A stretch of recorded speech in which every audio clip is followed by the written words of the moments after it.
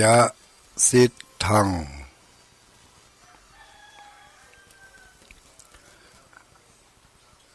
นะลูดโมถอนพุทธอดทาลุดยะตกสาหายนะลูดโมถอนพุทธอดทาลุดยะตกสาหายนะลูดโมถอนพุทธอดทาลุดยะตกสาหายขอความนอบน้อมแด่องค์สมเด็จพระสัมมาสัมพุทธเจ้าขอน้อมอภิวาทแด่พระสัทธรรมเจ้าขอน้อมนมัสการพระอริยสงฆ์เจ้าขอถวายความเคารพมาอย่างท่านพระคุณเจ้าท่านเจ้าคณะพระสังฆาธิการท่านครูบาอาจารย์พระสงฆ์องค์สังฆเจ้าทุกรูปทุกตนทุกองค์เจริญสุขเจริญพรอรุณสวัสดิ์ญาติโยมพุทธศาสนิกชนทุกหมู่ทุกเหล่าทุกเพศทุกวัยที่เปิดเครื่องรับฟังอยู่ในเวลานี้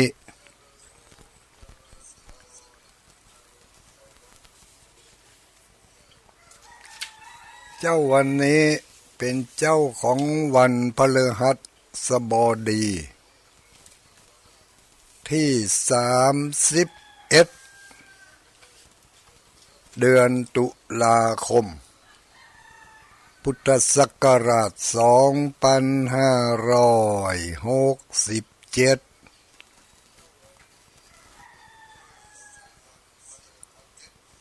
ตรงกับเดือนเมืองเหนือเฮาเดือนเดือนเกียงเดือนหนึ่งแรม14 ค่ำ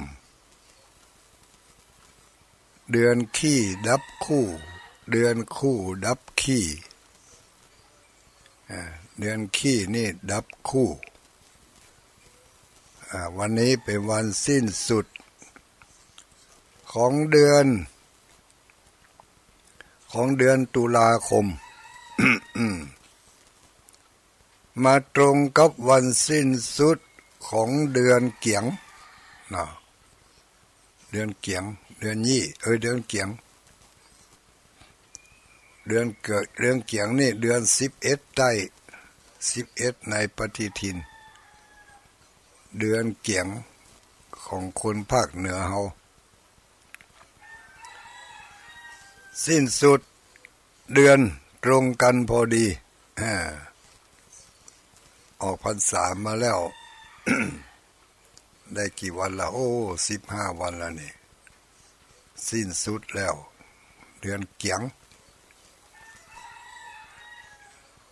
เทศกาลทำบุญในกาลทาน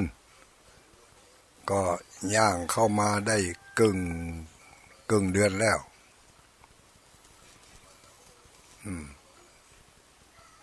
หมู่เฮาทั้งหลายก็ได้รับเนื้อหาสาระหลายประการหลายอย่างหลายเรื่องหลายราวเจ้าวันนี้อาตมาภาพพระครูปฏิภาณธรรมทินเจ้าอาวาสวัดพระธาตุม่อนจอมพอนิวาสสถานอยู่ที่วัดพระธาตุจอมพอตำบลเวียง อำเภอเวียงป่าเป้าจังหวัดเชียงรายบริหารเวลาทุกๆเจ้าของวันพฤหัสบดีเจ้าวันนี้ก็เป็นเจ้าของวันพฤหัสบดีมีสาระธรรมข้อเตือนจิตสะกิดใจมาฝากกันในตอนเจ้าในคติธรรมที่ว่าตื่นเจ้ามาล้างหน้าโดยน้ำใสล้างใจโดยน้ำธรรมล้างหน้าโดยน้ำใสๆสะอาดบ่มีสิ่งสกปรกเอาน้ำใสๆมาล้างหน้า ก็เหมือนกับจิตใจของเฮาก็ต้องล้างโดยน้ำแห่งพระธรรมน้ำพระธรรมเป็นน้ำบริสุทธิ์น้ำสะอาดน้ำใสเอามาล้างจิตล้างใจที่มันสกปรกรกรุงรังไปด้วยอารมณ์ต่างๆจรเข้ามาทางหูพ่องจรเข้ามาทางตาจรเข้ามาทางจมูกทางลิ้นทางกาย ทางใจ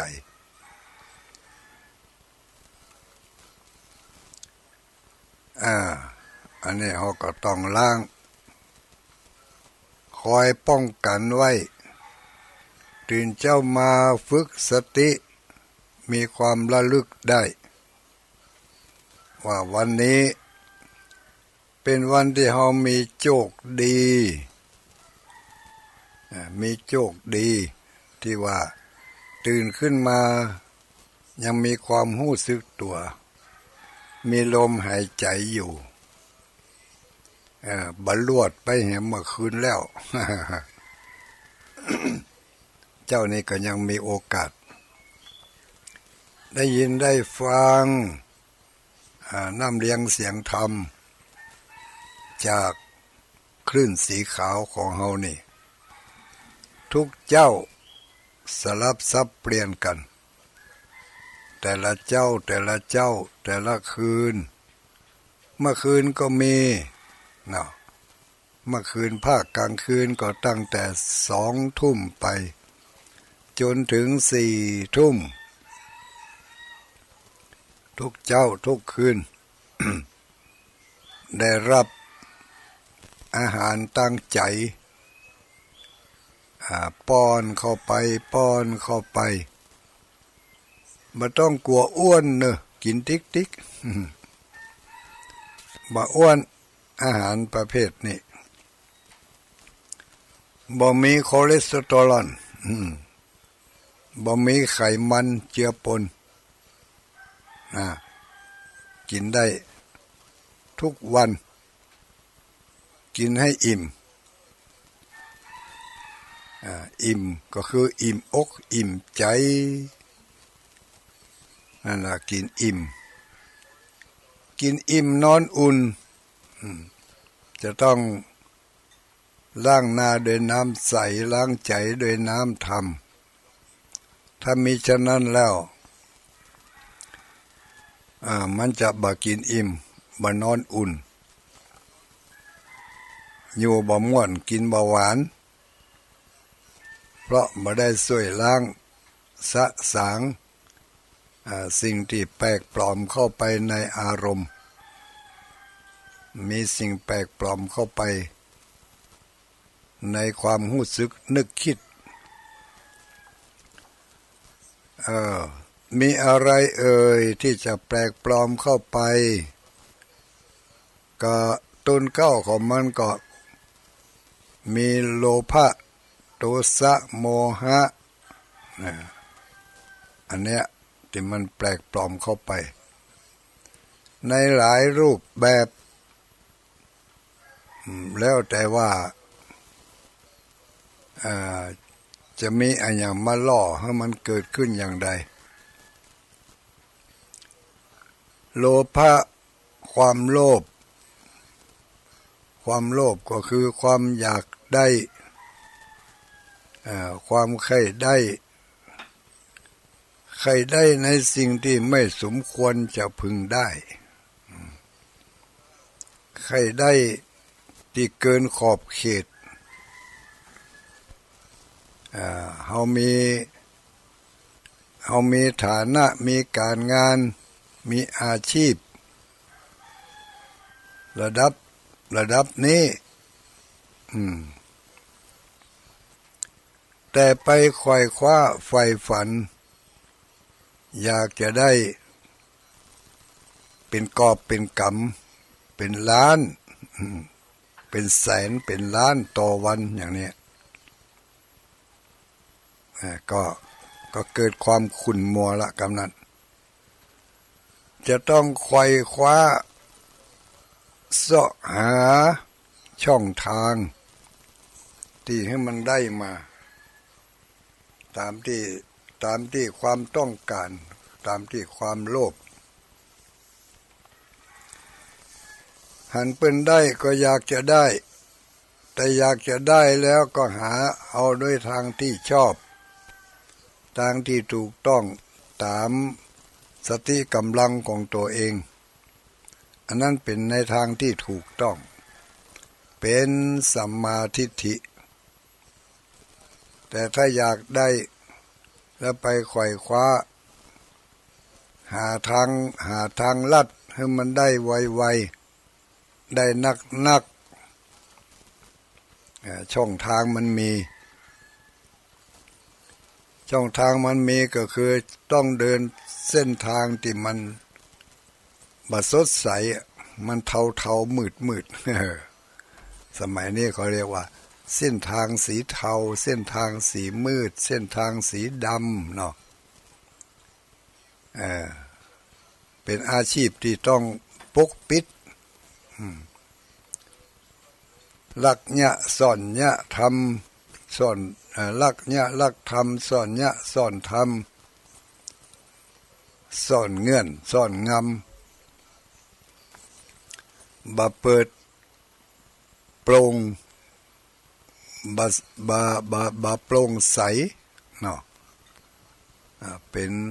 การประกอบอาชีพที่บ่โปร่งใสเปิดเผยบ่ได้ก็นั่นละเกิดความโลภความอยากได้อย่างด่วนขอให้มันโรยในปัจจุบันนี้โรยในขณะนี้เลยเผลอไปทำบุญทำทานก็ยังไปขอเอาจากการทำบุญทำทานสาธุการทำบุญทำทานในครั้งนี้ขอให้ถูกหวยรางวัลที่30 ล้านนั่นแหละเกินไป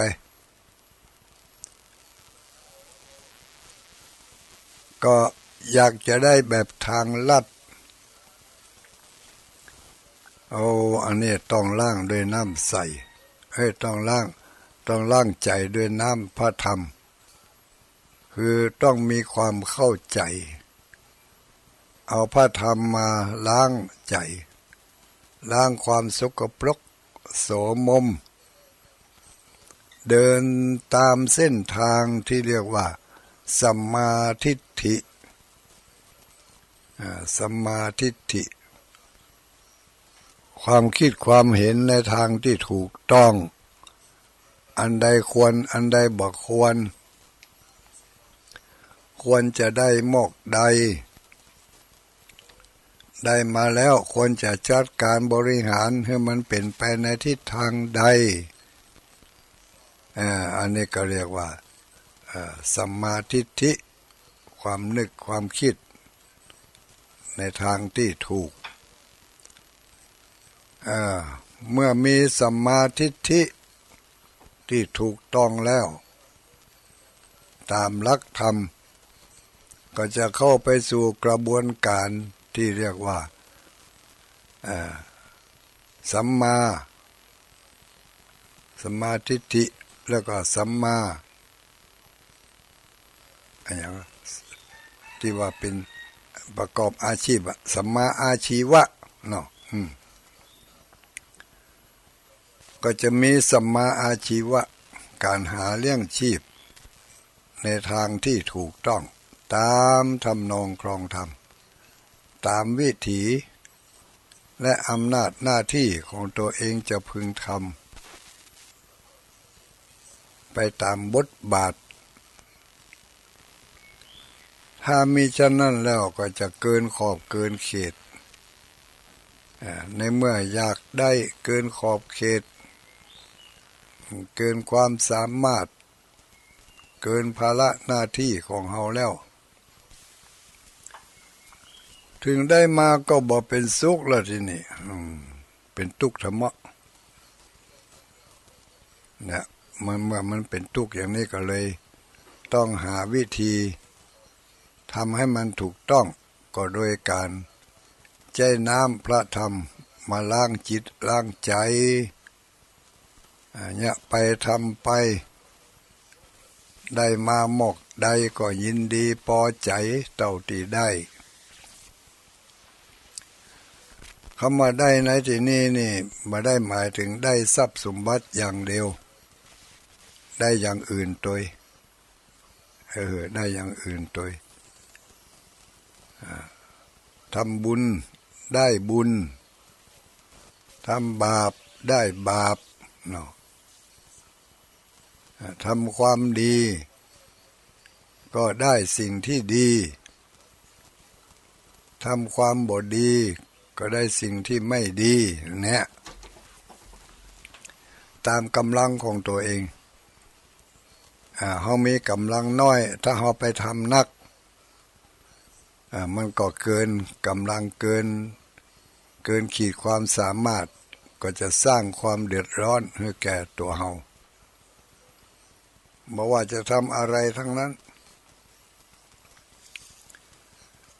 จะทำบุญทำทานในหลักการที่ว่าทานศีลภาวนาเนาะเทศกาลนี้เป็นเทศกาลของการทำบุญเทศกาลแห่งการทำบุญทอดกฐิน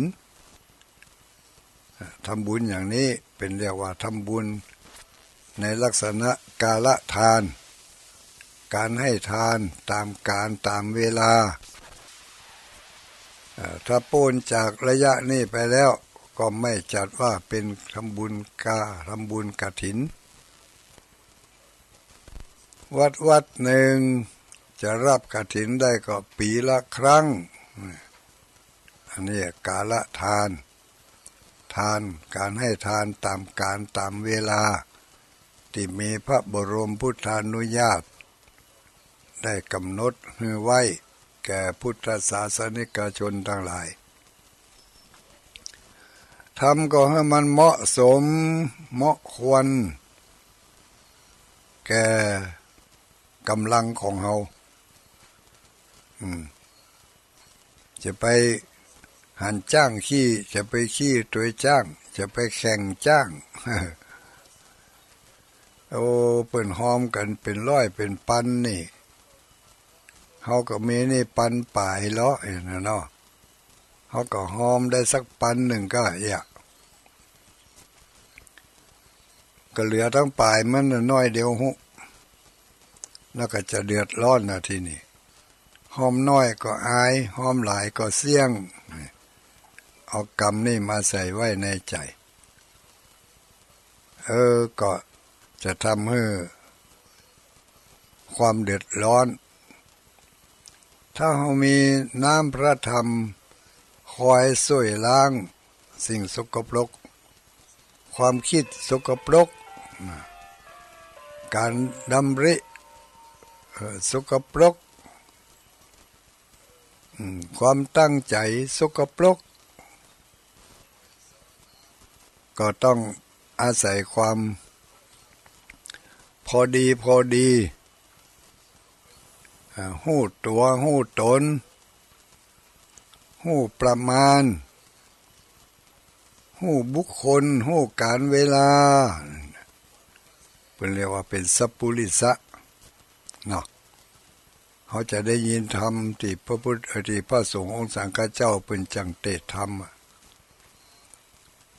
สาธาโวดุลาสัพพุริสะทั้งหลายตั้งยิ่งใจมวลหมู่อันพากันมานั่งอยู่ฟังธรรมเนี่ยคำว่าสัพพุริสะนี่คือไผสัพพุริสะบุคคลก็คือคนที่หู้จักการหู้จักเวลาหู้จักประมาณตัวตนหู้จักบุคคลหู้จักสังคมสังคมชนิดใดควรจะเข้าหาสังคมชนิดใดควรจะหลีกเลี่ยง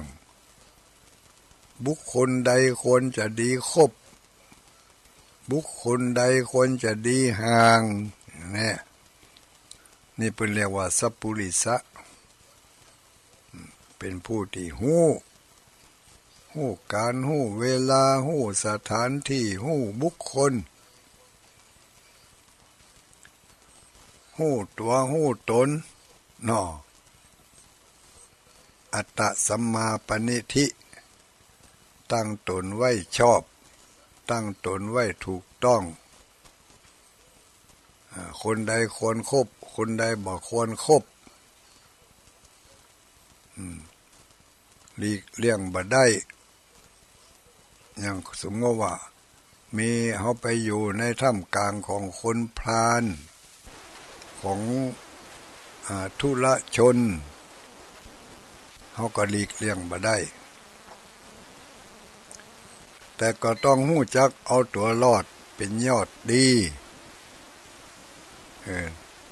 เอาตัวรอดในชุมชนอย่างนั้นโดยที่ว่าบัวไม่ให้ช้ำน้ำไม่ให้ขุ่นเบื่อเขาเกลือบแคลงสงสัยเบื่อเขาได้รังเกียจพฤติกรรมของเราวางตนวางตัวให้ถูกทั้งนี้ทั้งนั้นและทั้งนั้นก็จะต้องมีสัมมาทิฏฐิมีความคิดความเห็นในทางที่ถูกต้องแล้วก็เอาตัวรอดไปอาศัยน้ำพระธรรมที่เราได้ยินได้ฟังทุกเจ้าทุกคืนเอามาประคับประคองความเป็นอยู่ของเราให้อยู่รอดปลอดภัยอย่างที่ว่ามีความสุขเท่าที่จะมีได้บ่ให้มีความทุกข์เกินไปบันเลิงละเลิงพอใจในความสุขที่เราได้รับจนลืมตัวลืมตนว่าเราคือใครมาจากไหนมีระดับสติปัญญามากใดหู้ตัวหู้ตนอย่างนี้ก็เข้าในข่ายเดียวว่าหู้ตัวหู้ตนหู้คนหู้เวลาหู้สถานที่แล้วก็ปรับให้เข้ากับปรับตัวปรับใจของเราให้อยู่ได้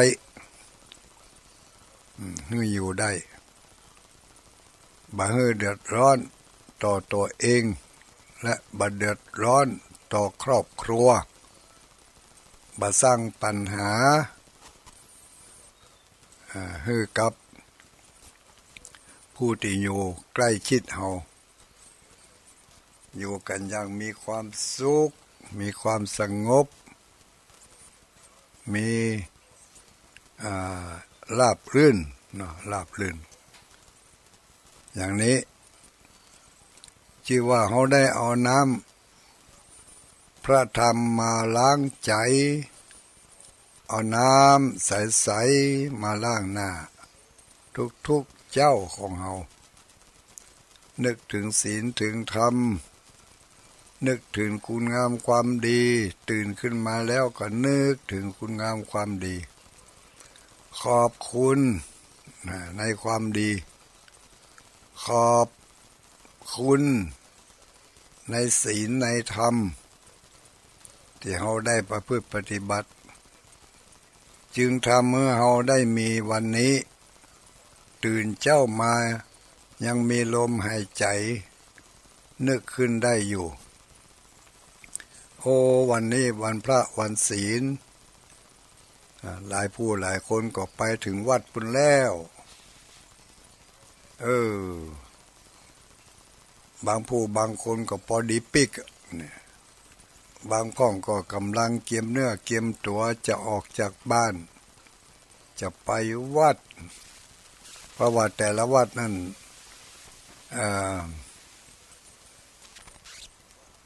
แต่ละวัดนั่นทำกิจกรรมในเวลาที่บ่เท่ากันบางวัดเพิ่นอยู่ใกล้บ้านเพิ่นก็กำหนดวันกำหนดเวลาได้เจ้าอีกชุมชนนั้นเป็นชุมชนที่ประกอบภารกิจธุรกิจก็ต้องรีบทำเพื่อจะได้ปิกมาทำภารกิจส่วนตัวบ่ให้ขาดตกบกพร่องบางวัดบางวาอาจจะอยู่ห่างจากชุมชนก็ต้องเลื่อนเวลาออกไปเล็กๆน้อยๆเพื่อรอผู้ที่อยู่ห่างไกลก็จะได้มาร่วมกันทำกิจกรรมไหว้พระสมาทานเบญจศีลแล้วก็รับฟังโอวาทพระธรรมเทศนาสั่งสอนจากนั้นก็รับพรจากพระสงฆ์ก็เป็นอันเสร็จพิธีกรรมญาติโยมที่ฟังอยู่ในเวลานี้บอกว่าตอนเจ้านี่มีกี่สถานีเนาะที่เพิ่นรับได้ก็คงจะมีน้อยคนที่จะเหลือฟังอยู่ผู้ที่เพิ่นไปวัดบ่ได้ก็อยู่กับบ้านกับจองหรือบางทีวันนี้อาจจะบ่ได้ไปติดธุระอย่างสักอย่างหนึ่งเปิดวิทยุฟังไปฮะนะพอฟังมาแล้วเมื่อคืนก็ฟังเมื่อเจ้าก็ฟังเหกรรมก่อนจะไปทำการทำงานจะได้ล้างหน้าโดยน้ำใสล้างใจโดยน้ำธรรมตั้งตนตั้งตัวให้ถูกต้องมีสติสัมปชัญญะมีความระลึกได้ว่าวันนี้เราจะต้องเตรียมตัวเตรียมใจของเราไปผจญกับอารมณ์ต่างๆที่จะเข้ามาทางหูทางตาทางจมูกทางลิ้นทางกายตลอดจนถึงทางใจความนึกความคิดเตรียมไปผจญกับอารมณ์เหล่านี้พยายามประคับประคองบ่ให้อารมณ์บูดอารมณ์เน่ามาค้างอยู่ในความสำนึกในจิตในใจถ้าเวลาใดเรามีอารมณ์บูดอารมณ์เน่ามันฝังแน่นอยู่ในใจแล้วก็เก็บสะสมไว้หน้าตาก็บาดสดชื่นบาดแจ่มใสปื้นยิ้มปื้นไข้หัวกันตัวเองหน้าโจปกคกบูดบึ้งเพราะจิตใจนั่นมักหมมสะสมเอาแต่อารมณ์ที่มันไม่ดีบ่ได้ช่วยบ่ได้ล้างมีแต่จะพอกพูนไปด้วยต้นเหตุ ของการทำเมื่ออารมณ์บุญอารมณ์เสียคือเป็นคนชอบฟังในสิ่งที่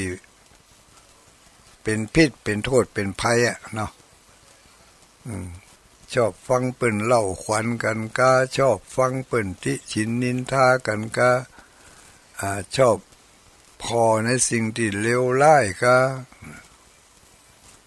อย่างเงี้ยเป็นการสะสมไว้ซึ่งอารมณ์บุญหน้าจูปกคกวันค่ำเนอะเพราะใจมันบ่สดชื่นบ่เบิกบานต้องหู้จักปล่อยหู้จักวางหู้จักละทิ้งหู้จักป้องกันบักเก็บเอาสิ่งที่จะทำให้ใจของเฮาคุณมัวมาฝังไว้ในจิตในใจปล่อยมันไปล้างใจโดยน้ำแห่งพระธรรมก็คือล้างสิ่งที่คิดบดีล้างสิ่งที่มันจะมาสะสมให้อารมณ์บุญอารมณ์เสียเอาออกไปบักเก็บบ่ไปสะสมจากการดูการฟังการคบหาสมาคมเขาก็จะมีแต่ความปลอดโปร่งโล่งสบายล่าเริงเนาะก็ฝากกันเอาไว้ตื่นเจ้ามาล้างหน้าด้วยน้ำใสล้างใจด้วยน้ำพระธรรมมีสติคอยระมัดระวังสิ่งที่มันจะทำให้ใจของเฮามันบ่สบายอย่าไปเข้าหาสถานที่ที่ก่อให้เกิดความทุกข์อกทุกข์ใจอย่าไปกืดหาสิ่งที่ทำให้ใจคุณใจมัวหมองถึงมันกึดถึงมันจะเผลอกึดไปเมื่อหู้ตันก็ถอนตัวออกมาถอนใจออกมาถอนใจออกมาบ่กึดบ่ไปตัวลำเขาปลีกตัวออกมาปลีกวิเวกให้สงบกายสงบวาจาสงบใจก็จะนำมาซึ่งความถูกต้องและดีงามวันนี้จะมีไผอยู่ตัวพ่องจ้าประกาศข่าวงานบุญงานกุศลให้ญาติโยมเฮาทั้งหลายได้ยินได้ฟังกันเวียงป่าเป้านี่ถ้าจะฟังกันอยู่พ่องเนาะใกล้ๆนี่มาเจ้านี่สถานีวิทยุเวียงป่าเป้าเรดิโอรับสัญญาณส่งเข้าไปในบ้านในจองของท่านทั้งหลาย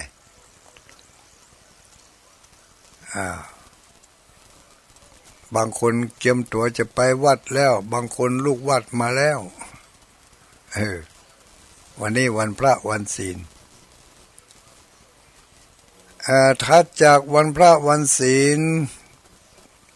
วันที่1 เดือนพฤศจิกายนตรงกับ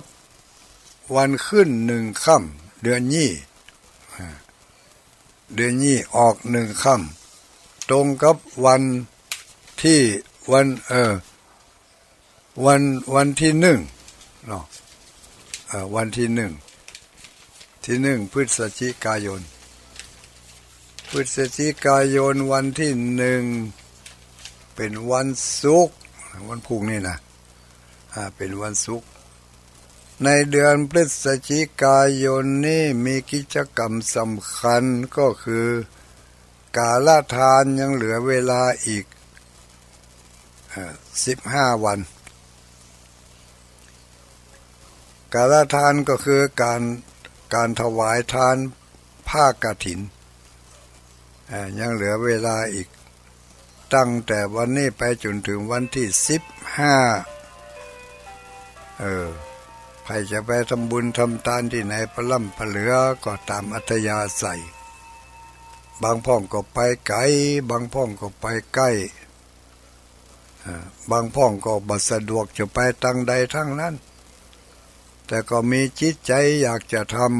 ำก็ตั้งสัจจะอธิษฐานแล้วก็บริจาคไปตามกำลังของตนที่มีอยู่ไม่มีเหลือแหงก็ได้ยินข่าวได้ยินคราวว่าวันนี้เพิ่นจะไปทำบุญกันที่ไหนตั้งจิตตั้งใจอนุโมทนาบุญกับเพิ่นสาธุเพิ่นไปทำบุญทำทานกันทึดๆเฮานี่สังขารร่างกายบ่อำนวยให้แล้วจะไปก็บ่สะดวกจะลุกจะนั่งก็ไม่สบายก็ขออนุโมทนาบุญกับเพิ่นเกิดมาพบหน้าชาติใดก็ขอจะไปให้อยู่ในสภาพนี้ขอให้มีกำลังวังชามีสุขภาพร่างกายสมบูรณ์แข็งแรงตั้งจิตตั้งใจอธิษฐานเอาอธิษฐานบารมีสร้างไปประกาศงานบุญงานกุศลให้ได้รับทราบกันโดยเฉพาะอย่างยิ่งที่พระธาตุม่อนจอมพออำเภอเวียงป่าเป้าจังหวัดเชียงรายนี่ประเพณีอันหนึ่งที่ทางวัดของเราได้ดำเนินงานมาโดยตลอดนั่นก็คือการตั้งธรรมหลวงเทศมหาชาติเวสสันดรชาดกกำหนดการในวันเดือนยี่ออก7 ค่ำ8 ค่ำ2 วันเดือนยี่ออก7 ค่ำ8 ค่ำ2 วันปีนี้ปีพุทธศักราช2567ปีนี้งานเทศมหาชาติเวสสันดรชาดกประจำปีนั้นขอคดเคลื่อนเลื่อนย้ายยกเลิกไปแห่กรรมก่อนยกเลิกการเทศมหาชาติเวสสันดรแต่จะทำกิจกรรมอื่นแทนอันนั้นก็คือขอเชิญชวนทุกคนทุกท่านมาฟังธรรมชะตาปีเกิดฟังธรรมชะตาปีเกิดพร้อมกับการมาร่วมพิธีกรรมสืบหุราชะตาสืบหุราชะตาเพราะว่าทำอานิสงส์ประจำปีเกิดนั่นเพิ่นมีไว้อยู่โบราณอาจารย์เก่าแก่เพิ่นได้ตั้งเป็นกติธรรมแล้วก็ตั้งเป็นธรรมอานิสงส์เกิดปีไหนควรจะทานทำผูกใดอย่างเนี้ยเนาะ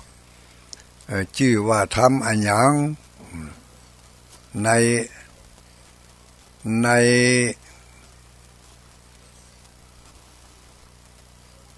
อย่างในจารีตฮีดห้อยเพิ่นมีกันไว้อยู่เขาเกิดปีหยังจะตานทำอันหยังแล้วจะได้ป้นเคราะห์ป้นภัยป้นทุกข์ป้นโศกโรคร้ายต่างๆจะได้บาเบียดเบียนถึงมีอยู่ก็จะได้ปันห่อมปันหายถึงบาหายก็จะได้บรรเทาเบาบางความทุกข์ลงไปโดยการฟังธรรมชะตาปีเกิดในโอกาสที่ระยะนี้ปีนี้ระยะปีเนี้ย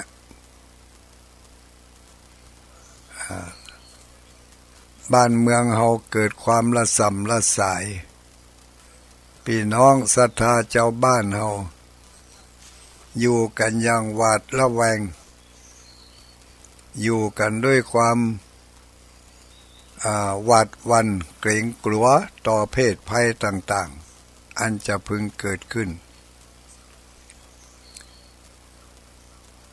ก็เมื่อตั้งวัดมาพิจารณาอย่างนี้ก็เลยกึศใจได้ว่าเฮาก็ไหนๆเฮาก็เคยศึกษาเล่าเรียนได้หู้ได้หันได้อ่านได้ยินมาพ่องก็จะได้เอามาเป็นแนวทางในการประพฤติปฏิบัติโดยการตั้งธรรมเทศธรรมจะตาปีเกิดในเมื่อเทศธรรมจะตาปีเกิดจบแล้วพระสงฆ์องค์เจ้าที่เปิ้นเทศธรรมนั่นเปิ้นก็จะได้สวดมนต์สะเดาะเคราะห์ให้แก่หมู่เฮาทั้งหลาย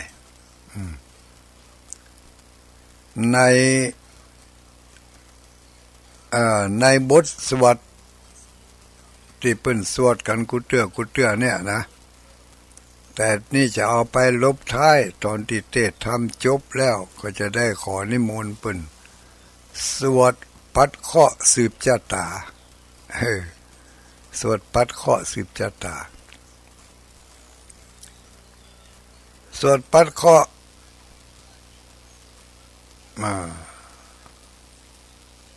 อย่างน้อยๆก็มียันทุนนิมีตังอวะมังคลัญจโยเนาะเป็นการปัดเคราะห์ปัดภัยสัพพะทุกขาสัพพะพยาสัพพะอันตรายาปิวินาศสันตุนี่แล้วก็สวดสืบชะตาให้เห็นน้อยเนาะอินตาชะตาเทวชะตาพรหมชะตามหาพรหมชะตาแล้วก็ลบท้ายโดยสัพเพพุทธาภลัปปตาปัจเจกนันจะยังพลังอระหันตานันจะเตเจนะรักขังพันธามิสัพพโสอโรคยาปรมาลาภาสันตุถีปรมังทนังวิสาสาปรมายาตินิพพานังปรมังสุขังเนี่ยเนาะเมื่อสวดจบแล้วก็เป็นอันว่าเทศธรรมผูกนั้นจบลงไปแต่ชะตาคนเกิดปีนั้นก็จบลงไปถัดจากนั้นเวลาต่อไปทำผูกที่สองที่สามก็ขึ้นไปเหมือนกันเทศธรรมอานิสงส์ชะตาปีเกิดเนาะปีต่อไปปีเกิดปีหยางก็เทศธรรมชะตาปีเกิดของปีนั้นศรัทธาญาติโยมก็ตั้งใจฟังน้อมจิตน้อมใจเป็นพุทธบูชาธรรมบูชาสังฆบูชาฟังไปเขาจะเกิดปีหยังก็แล้วแต่ฟังได้ทุกปีชาตินี้เขาเกิดในปีนี้ชาติก่อนเขาเกิดในปีนั้นชาตินั้นเขาเกิดในปีนั้นเขาก็จะได้ฟังธรรมชะตาปีเกิดทุกปีก็ได้รับบทสวดปัดเคราะห์ปัดภัยบทสวดเสริมดวงชะตาราศีเสริมโชคเสริมลาภ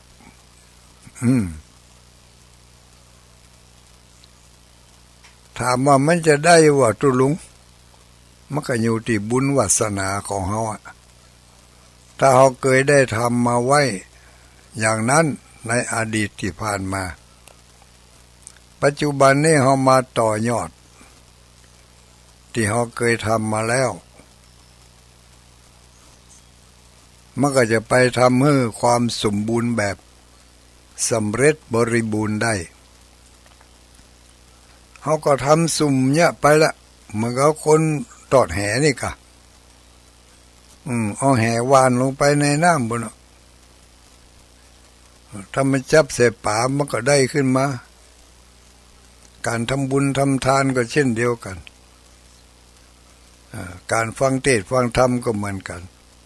บางทีในอดีตชาติเขาเคยฟังธรรมผูกนี่มาแต่เขาฟังบัดตันจบมีความจำเป็นจะต้องไปมีความจำเป็นจะต้องลุกหรือบางทีเผลอฟังไปแล้วแต่ว่าบ่ได้เนื้อหาสาระเพราะจิตใจละวนละเวงกึดไปในทางอื่นทางไกลก็ทำให้อานิสงส์ของการฟังนั้นขาดไปปัจจุบันนี้เฮามาต่อยอดจากที่เฮาทำไว้ในชาติปางก่อนเฮามาต่อยอดต่อไป มันก็จะเกิดความสำเร็จขึ้นมาเฮาบ่หันบางผู้บางคนทำการทำงานทำอาชีพมาสับปะสับเป็ดจะเป็น10อย่าง20อย่างบุญเนี่ยมาหมดแต่มาสำเร็จเอาอาชีพที่ง่ายใกล้ตัวทั้งที่ทำมาตลอดแต่บ่ได้ใส่ใจไปสนใจอย่างอื่นที่ไกลหมดเอาเวลาไปเสียกับการลองผิดลองถูกบ่ใช่น้อยๆแต่มาสำเร็จเอาง่ายแค่และประกอบอาชีพ ง่ายๆใกล้ๆตัวเฮานี่ฮู้อัญญะมาแต่เหมือนอันนี้ก็เช่นเดียวกันการทำบุญทำทานฟังไปเถอะทำทุกผูกที่เปิ้นเป็นธรรมให้เฮาได้ยินได้ฟังเฮาก็ฟังกันไปตั้งใจฟังด้วยดี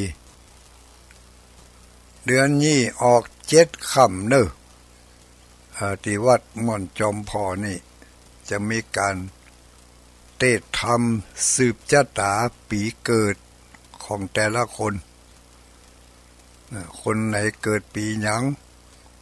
บางที2-3คนเกิดปีเดียวกันคนละพศนี่อันพศนี่เขาบอกว่าแล้วเขาบอกว่าเอาปีตัวปึ้งปีตัวปึ้งปีเซตปีใกล้ปีใจปีเป้าปีญีภาษากลางก็เรียกว่าปีชวดปีฉลูปีขานปีเถาะปีมะลงมะเสงมะเมียมะแม่อย่างนี้สันเล่าเซตใกล้ใจเป้าไม่เป็นกำเมืองไปเกิดในปีใด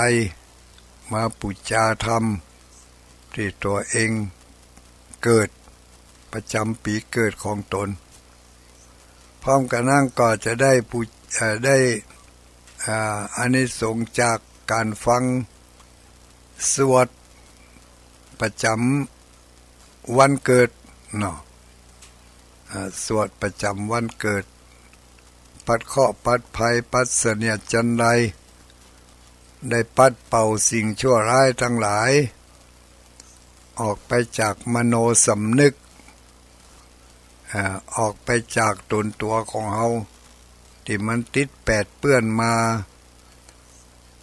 หลายมื้อหลายวันหลายภพหลายชาติด้วยบารมีแห่งสัจธรรมก็อาจจะทำให้นักกลายเป็นเบา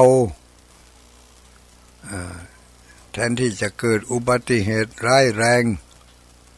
ก็ได้หมอกต้องสะดุดถลอกปอกเปิกแหหมออันแทนที่จะนอนผงับหายใจขมแ